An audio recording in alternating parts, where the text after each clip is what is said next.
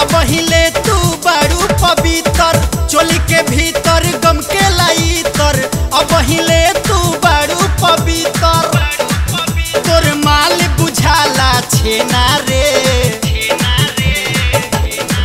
कहाँ दूर तो जालू जान प्यार तो दे जा रे।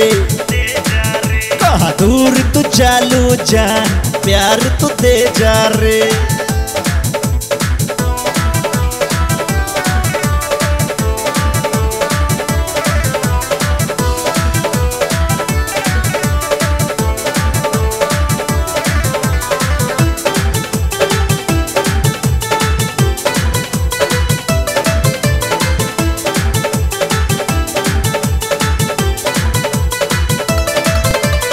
बुझे गोरी अखिया के भाषा चाबुक के देख लो लोभ के बतासा।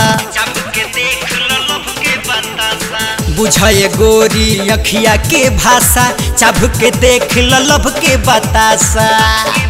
फेंकी गर्मी तो हाँ कब बेना रे।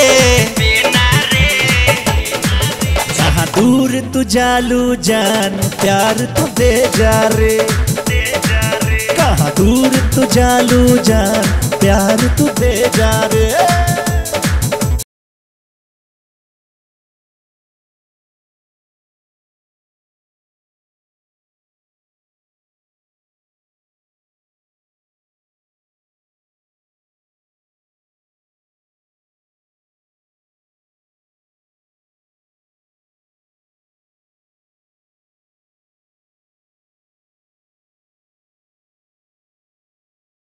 गम के लाई तर अब हिले तू बारू पवित्र चोली के भीतर गम के लाई तर।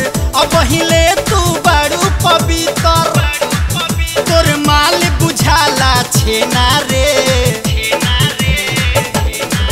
कहाँ दूर तो जालू जान प्यार तो दे जा रे। कहाँ दूर तो जालू जान प्यार तो दे जा रे।